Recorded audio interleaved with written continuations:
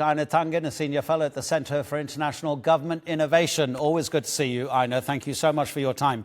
Many people say that President Xi Jinping is harder on Donald Trump during the American president's second term than his first. And certainly in terms of these negotiations, it doesn't appear as Xi Jinping is backing down, even though we don't have the details of what they may have agreed. Well, they've had 8 years to study Donald Trump. I think they feel they understand him, that he's extremely transactional. They were surprised the first time around, but this time they know what his weaknesses are, and it's his impulsiveness. He kind of leaps before he looks, and especially with, the gallium and all the other rare earths and things like that. This was well known prior to way back in the day when he was first president. So coming as a surprise that somehow China has cards is an indicative of his lack of planning. The government in Beijing would like more domestic consumption. Is that working in terms of people's ability to be able to sustain the Chinese economy from within rather than rely on foreign trade? Well, I can give you anecdotal testimony that the restaurants are full. Very, very difficult to find a place, but it's the medium and lower level restaurants. The high level ones are not as busy, but traffic is back to, unfortunately, the normal before the COVID-19. So, yeah, I would say things are moving along. If you start looking at the trade data, it's pretty good.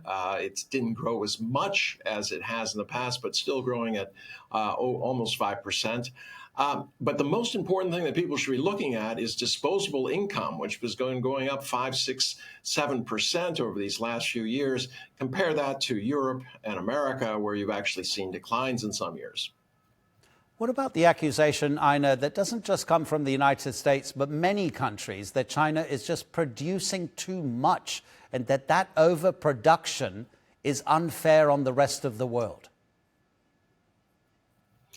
Okay, so if you produce too much at a lower cost, you go bankrupt. And remember, this is not the Chinese government who's producing these things.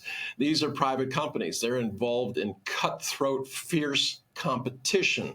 I remember a few years ago, there was, 154 EV makers. Now we're down to about 20, 25. And that's all due to stiff competition.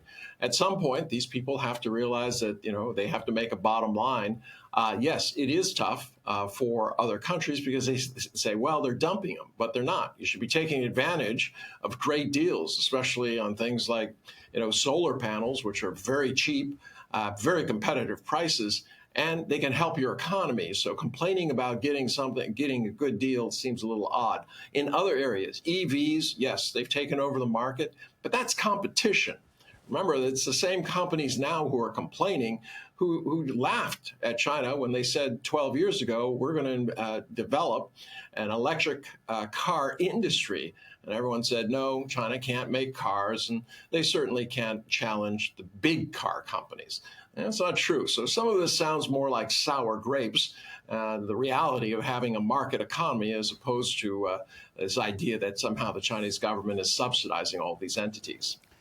Do you think that the second Trump presidency is a definitive moment in which we'll be able to pinpoint and say, actually, it was the moment that the repositioning of international trade changed in a way that we didn't expect? Because we see what's happening with these international sort of cooperatives like BRICS and these other groups. They are certainly trying to pull away from the dependence they had on the methods that the world has operated on in terms of trade for decades. Well, going into the last election, it was kind of no one really cared whether it was going to be Biden or Trump.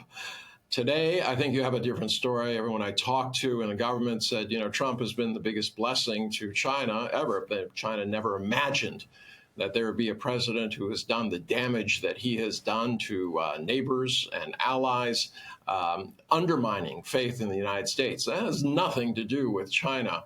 And you're absolutely right. This is going to be that watershed moment when people around the world say the United States is not a reliable partner In many ways, it acts as a rogue, as we've seen in the UN on the votes in terms of Gaza. You've seen it on withdrawal from, the institutions that it created, ignoring the rule of law, this type of thing. So this is a time, it's not an aberration anymore. Donald Trump was elected for the second time. He's moved the bookends as far as everyone's concerned, and they don't expect a lot of difference. They see an America that is wounded, that feels that it's been deprived, and that everybody has cheated it, despite the fact that it's still the richest, most powerful country on earth. Einar Tangen, thank you so much.